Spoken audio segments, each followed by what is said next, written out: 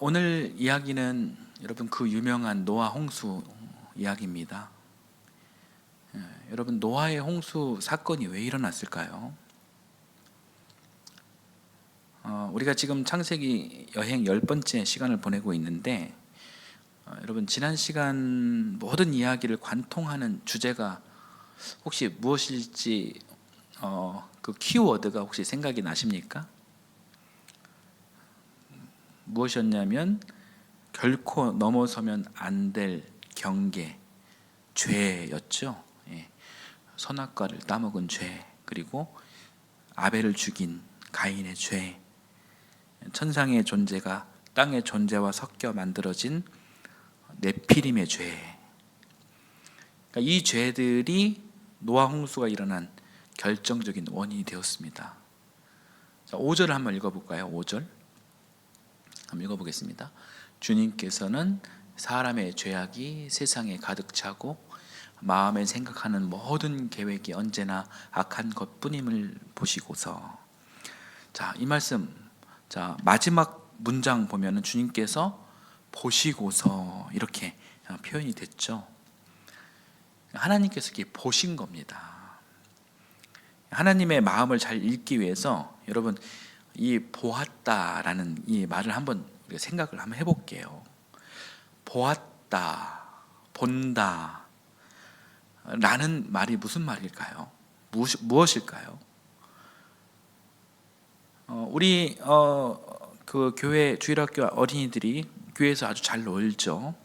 우리가 잘 노는 우리 아이들을 봅니다. 아직 어린 아이라서 이 아이들이 놀면서 혹시 다치지는 않을까, 주변에 그 위험 요소는 있지 않을까, 그렇게 노심초사하면서 걱정하면서 그렇게 보지만 이 본다, 이 봄의 본질은 기본적으로 여러분 애정어린 것이죠. 이 아이들이 행복하게 잘 놀면 그 자체로 만족스러운 것이고, 또 넘어지거나 다치는 모습을 본다면 안타깝고 아이들과 똑같은 그런 아픈 마음을 갖게 됩니다. 만족스럽든 안타깝든 그러니까 이 봄의 본질은 애정이 가득한 거예요. 그래서 첫 번째는 하나님의 봄은 보시고서, 하나님의 이 봄은 첫 번째는 애정이 가득한 겁니다. 또 이 본다라는 그런 다른 의미를 한번 생각해 본다면, 우리 교회 주일학교 지금 어린이들은 아직 어리지만 중학생이 되고 이제 고등학생이 된다고 하면 생각을 한번 해보십시오. 그러니까 이제 아이들은 스스로 이제 사유하고 판단할 수 있는 그런 어느 정도의 능력을 갖추었죠. 그런 아이들을 이렇게 보면서 이제 우리 이제 어른 세대, 이 부모들은 또 내 뜻대로 이 아이들을 무조건 조종하거나 이게 통제할 수 없음을 이제 깨닫게 됩니다.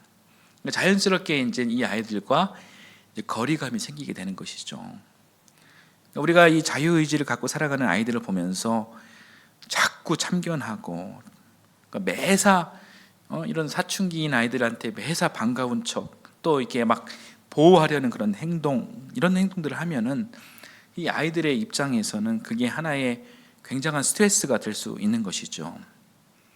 그래서 어른인 내 뜻대로 이 아이들이 사유하고 행동하지 않아도 우리는 그 자체를 인정하고 지켜줄 그런 의무도 함께 있는 것입니다. 그러니까 거리감을 두고 이렇게 지켜봐야 하는 겁니다. 지금처럼 어릴 때는 안 그래도 되지만 커가면서 이 자아가 생기면 일정 거리를 두는 것이 이 아이들을 키우는 삶의 방식이고, 그것이 지혜이죠. 5절의 이 마지막 부분, 하나님께서 우리를 보시고서 거리감이 좀 있는 거죠. 이 보시고서의 의미도 그렇게 좀 이해하시면 좋을 것 같습니다. 하나님께서 우리를 완전히 통제하시고 조종하시고 그런 분은 아니시라는 것입니다. 우리에게 자유의지를 주셨고 우리의 또 선택과 우리의 판단을 존중해 주신다, 이제 그렇게 이해하시면 되겠습니다. 하나님은 우리에게 자유의지를 주셨고 그렇게 우리를 보고 계십니다. 5절에서 그렇게 우리를 보셨는데 무엇을 보신 것일까요? 성경은 사람의 죄악이 세상에 가득 찼다. 이 모습을 보신 겁니다. 여러분, 제가 질문 하나 드려볼 테니 한번 생각을 한번 해보십시오. 하나님께서 이 세상을 창조하셨습니다. 사람도 창조하셨습니다. 그렇다면 하나님은 사람을 위해서 세상을 창조하신 걸까요? 아니면 세상을 위해서 사람을 창조하신 것일까요?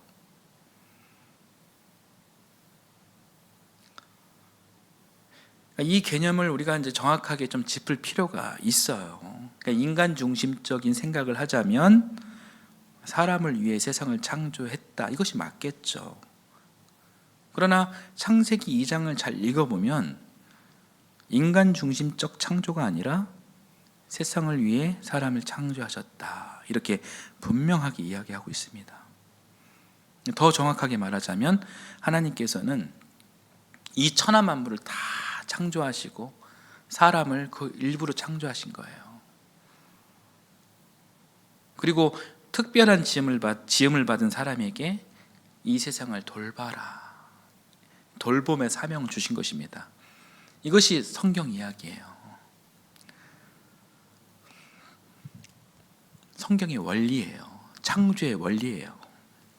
그런데 이 원리를 피조물 사람이 잘못 이해해서 원죄가 생긴 거예요. 그래서 오늘날에도 그 죄의 속성이 그대로 닮아 있는 겁니다. 우리 인류는 아담과 하와 그리고 가인의 후예예요. 가인의 이름 뜻이 뭐라고 했죠? 소유라고 했습니다. 무라는 이름 뜻의 동생 아벨을 죽인 사건은 결국 소유가 무를 이겼다. 가인은 소유욕에 대한 가치를 최고로 여긴다는 의미였습니다. 이 가인이 살아가는 방식을 오늘 이 인류가 그대로 따라하고 있어요. 여기에 대한 증거가 많죠. 그 중에 하나가 온갖 이 정복 전쟁이 이 인류의 여러분 피역사로 남아 있죠. 전쟁의 역사였습니다. 히스토리가 인간의 역사는 전쟁의 역사예요. 오늘날에는 러시아의 우크라이나 침공, 이스라엘의 팔레스타인 침공 모두 이 가인의 피를 이어받은 소유욕에 대한 본질이 그대로 닮아 있는 것입니다. 우리의 삶의 모습도 다 마찬가지입니다. 하나님께서 이 세상의 일원으로서 특별히 창조된 우리 인간들에게 돌봄의 사명, 이 세상을 가꾸라고 돌보라고 우리에게 사명을 주셨는데 여러분, 우리의 삶이 그러합니까? 자연은 나에게 황금알을 낳아주는 기계에 불과한 것쯤으로 생각하고 있지 않습니까? 산에서도 바다에서도 강에서도 들에서도 눈에 보이는 모두에게서도 나에게 이익을 남겨야 되는 것쯤으로 이 세상을 바라보고 있지는 않습니까? 자연은 망가지고 신음하고 무너져가고 있습니다. 세상 천지를 나의 이익을 위한 대상과 도구쯤으로 생각하는 이 현실이 안타깝지만 오늘의 현실입니다. 이런 삶의 방식들이 사실 우리에게 부끄럽지만 익숙한 것들이에요. 그러나 이런 방식들은 결론적으로 하나님의 창조 원리와 어긋나는 것입니다. 하나님은 천지를 창조하시고 피조물 사람이 천지와 어울려 동고동락하기를 바랬던 것인데 인간은 하나님 뜻에 맞지 않게 살게 되었습니다. 바로 이것이 죄입니다. 하나님과 동고동락했던 관계가 깨진 결정적인 이유가 바로 이것이었습니다. 그렇게 관계가 깨졌습니다. 그래서 인간의 죄가 가득합니다. 따라서 성경은 분명하게 이야기하고 있어요. 5절 초입부를 한번 봐볼까요? 초입부. 네, 주님께서는 사람의 죄악이 세상에 가득 차고, 세상의 죄가 아니죠. 사람의 죄악이 세상에 가득 차고 사람의 죄악임을 분명하게 지적하고 있는 거죠. 사람의 소유욕, 이 탐심이 바로 죄인 것입니다. 더 나아가서 5절 하반부엔 또 무엇이라고 표현하고 있습니까? 인간의 마음에 생각하는 모든 계획이 언제나 악하다. 그러니까 이 말은 인간이 생각해낸 궁리가 선하지 않다라는 거예요. 여러분, 인간의 궁리 중 대표적으로 나쁜 것이 무엇이 있습니까? 많이 있겠지만 저는 가장 큰 악은 저는 핵이라고 생각합니다. 핵. 제가 지난주에 영화를 한 편 봤거든요. 영화 제목은 하우스 오브 다이너마이트였어요. 그 포스터 한번 보여주시겠습니까? 있나요? 포스터? 예, 하우스 오브 다이너마이트라는 영화를 봤습니다. 이 영화는 핵의 위험을 고발하는 그런 영화였어요. 제가 영화 이야기 잠깐 해드릴게요. 대륙간 탄도 미사일에 탑재된 이 핵이 폭발하면 영화에서는 1,000만 명이 죽는다라고 그렇게 전제합니다. 그런데 그 영화에서는 출처 불분명의 대륙간 탄도 미사일이 그 미국으로 발사됐다 이렇게 지금 이야기하고 있어요. 그러니까 미국으로 오는 그 폭탄을 막을 방법은 이제 요격 미사일을 발사해 가지고 태평양 상공에서 요격하는 방법밖에 없습니다. 왜냐하면 이미 발사를 했기 때문에 그걸 막을 길이 없는 거예요. 요격을 해야 됩니다. 그런데 실패했어요. 이제 막을 방법이 없어요. 미국 자국에 떨어지고 도시는 완전히 파괴되고 1,000만 명이 희생될 일은 이제 자명하고 이제 시간 문제인 거예요. 앞으로 이 일이 10분 뒤에 벌어집니다. 멘붕이죠. 이제 미국 정부가 할 수 있는 일은 보복뿐이에요. 그런데 처음에 제가 말씀드렸지만 이 미사일을 지금 누가 쐈는지 알 수가 없어요. 핵 보유국 러시아인지 중국인지 북한인지 뭐 짐작만 할 뿐이지 알 수가 없고, 또 미국 정부는 급하게 외교 채널을 통해 알아보지만 러시아, 뭐 북한, 중국 모두 자기 소행이 아니라고 하고, 그래서 보복은 해야 하는데 어디에 보복을 해야 할지 알 수가 없고, 미국인 1,000만 명은 이제 희생될 일이 10분 뒤에 벌어질 것이고, 미국은 이러지도 저러지도 못하는 그런 긴급한 상황 속에서 일단 핵이 탑재된 보복 미사일을 장전합니다. 그 미국의 핵미사일 장전을 보고 러시아, 뭐 중국, 북한 이런 국가들이 가만히 있었겠습니까? 자기를 공격할 수도 있는데. 그러니까 똑같이 보복 핵미사일을 장전하게 됩니다. 그런 상황에서 이제 10분이 지났어요. 이제 미국 시카고에 이제 핵폭탄이 터집니다. 시카고 도시는 사라졌을 것이고 1,000만 명이 희생이 되었을 것입니다. 그리고 나서 미국이 보복 미사일을 날렸을까요? 미국 정부의 선택 직전에 영화는 딱 끝이 납니다.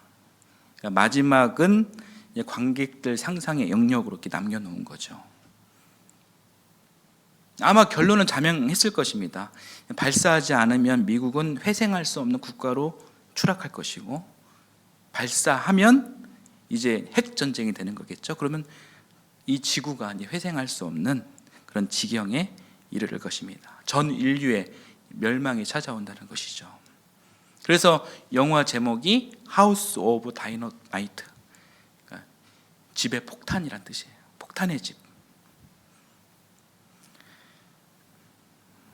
그러니까 핵은 여러분 인류의 가장 그 발달한 과학이면서도 가장 끔찍한 악이에요. 이 전 세계가 이 핵 위협에서 벗어나려면은 이 핵을 가진 나라들이 동시에 핵을 내려놓는 일, 그것만이 이 인류가 핵 공포에서 벗어날 수 있는 유일한 길입니다. 단순하죠, 해법이. 그런데 여러분, 이게 기본적으로 악한 이 인류에서 그 일이 가능할까요? 죄로 물든 인간의 마음을 본다면 그건 불가능합니다. 인류는 여전히 가인의 피를 이어받아 소유와 우위의 욕망에 사로잡혔기 때문이에요.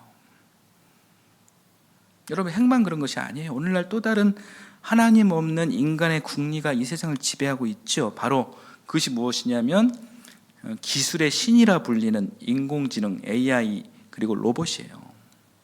이 인공지능과 로봇이 정말로 선하게만 사용하면 좋겠지만 인류의 욕심은 끝이 없습니다.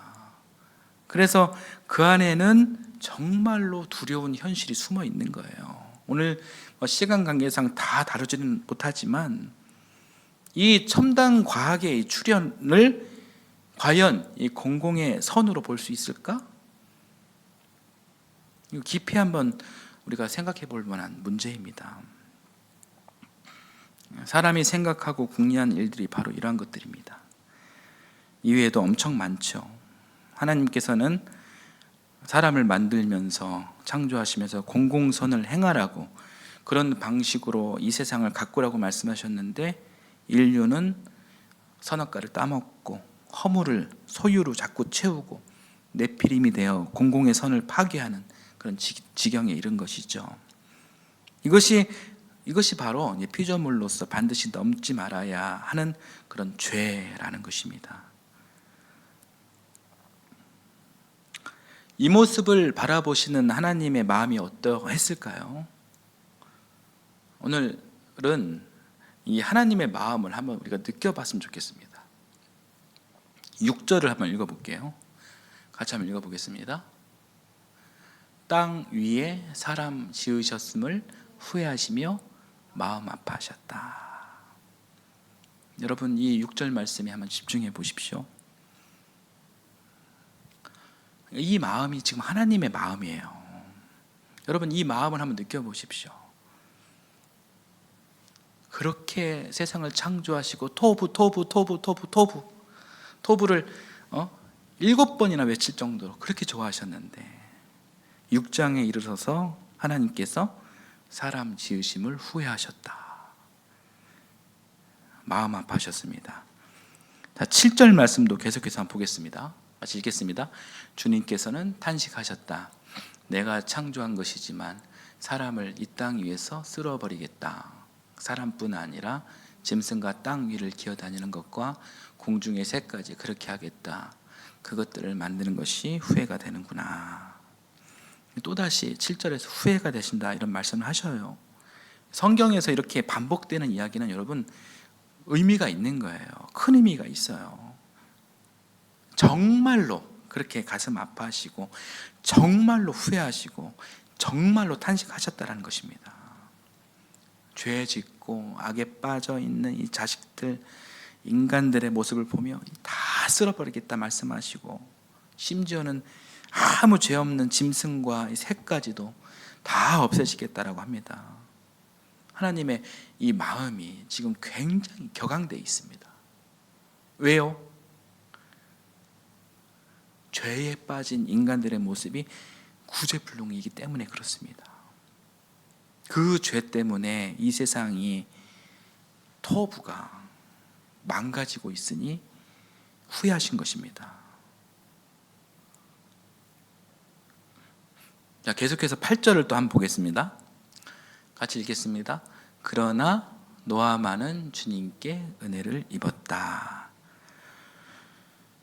그러나 이 노아는 하나님 보시기에 좋은 사람이었던 것 같습니다. 모든 사람이 썩었지만 유일한 한 사람, 하나님의 기쁨이 되었던 존재가 있었습니다. 그 사람이 누구냐? 노아였습니다. 그래서 이 노아를 중심으로 두 번째 천지창조의 계획이 실행된 것입니다. 오늘 말씀은, 오늘 본문은 노아 홍수 이야기의 서론의 도입부에 해당됩니다. 그러니까 이 서론에서 우리가 주목해야 할 것은 여러분, 홍수의 사건이 아니라 그 사건을 실행하시기 전에 하나님의 마음이에요. 여러분, 하나님의 마음이 느껴지십니까? 사람 지음에 대해 후회하실 만큼 탄식할 수밖에 없었던 하나님의 마음, 여러분 이 마음을 여러분 꼭 기억해 주시길 바랍니다. 우리는 우리 신앙생활을 하면서 죽을 때까지 우리 노아홍수 이야기 아마 접할 거예요. 왜냐하면 이 사건은 너무나도 유명하고 중요한 사건이기 때문이에요. 그때마다 우리는 이 사건에 몰입하기보다는 이 하나님의 마음에 우리가 더 집중해 봤으면 좋겠습니다.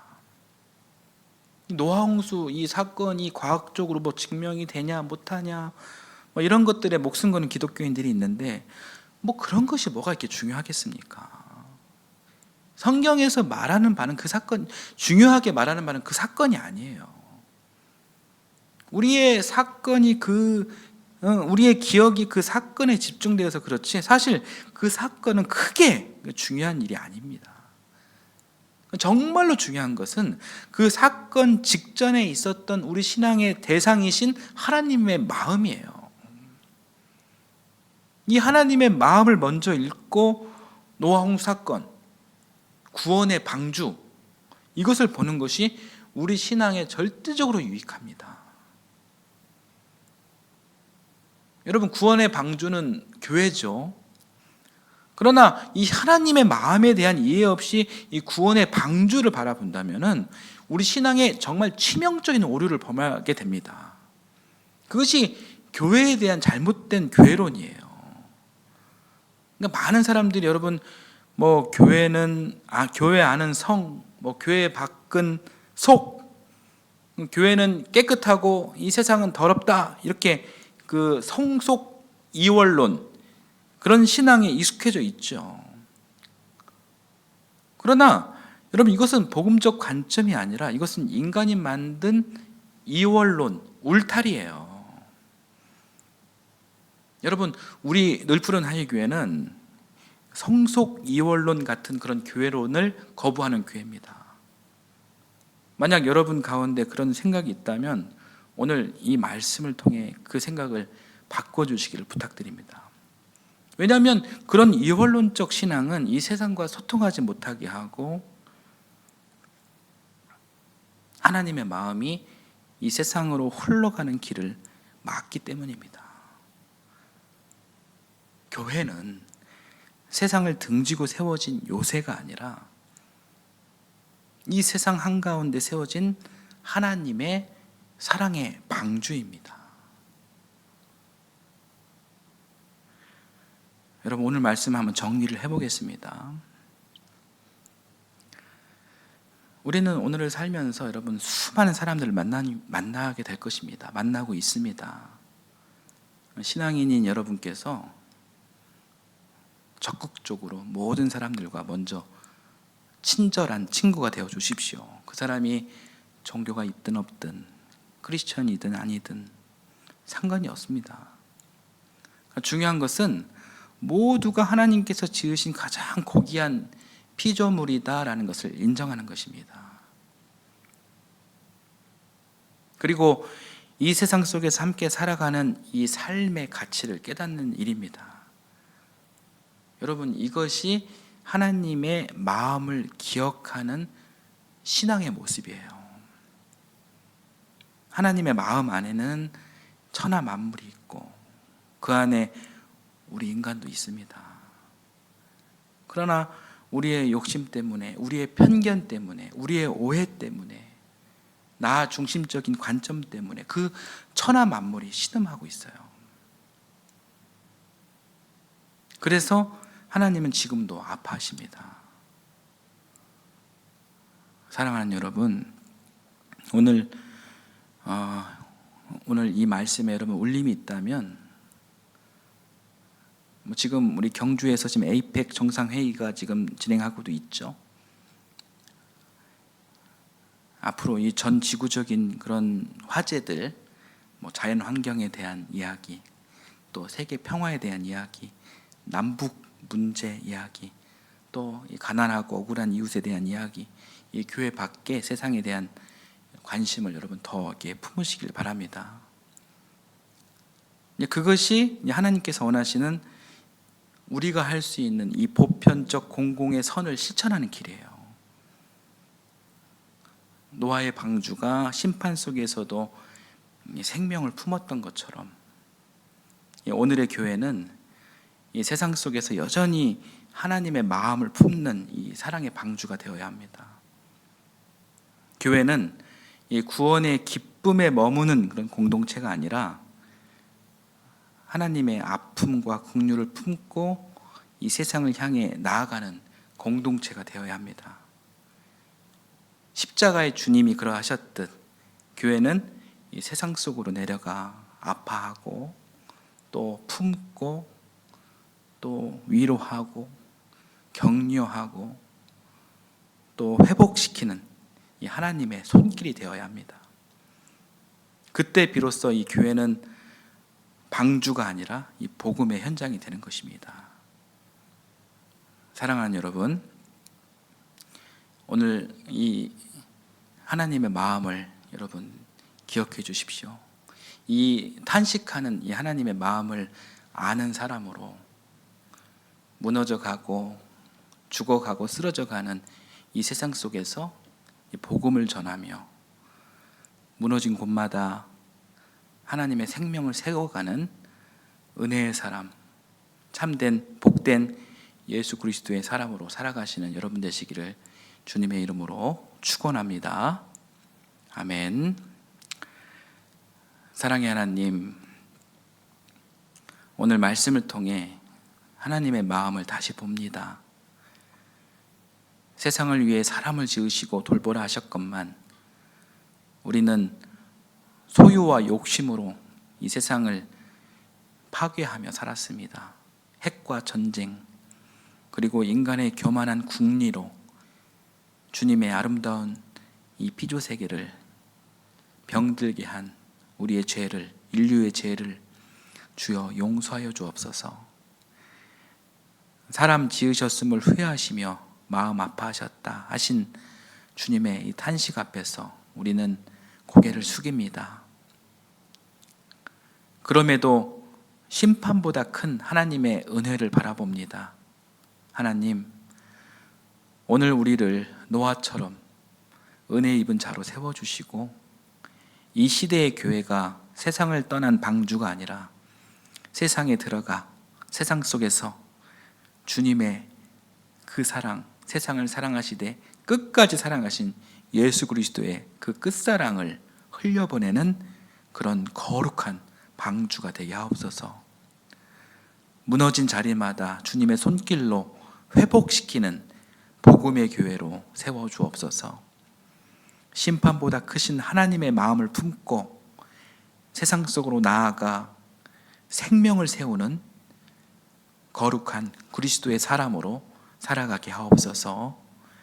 이 모든 말씀 예수 그리스도의 이름으로 기도드립니다. 아멘.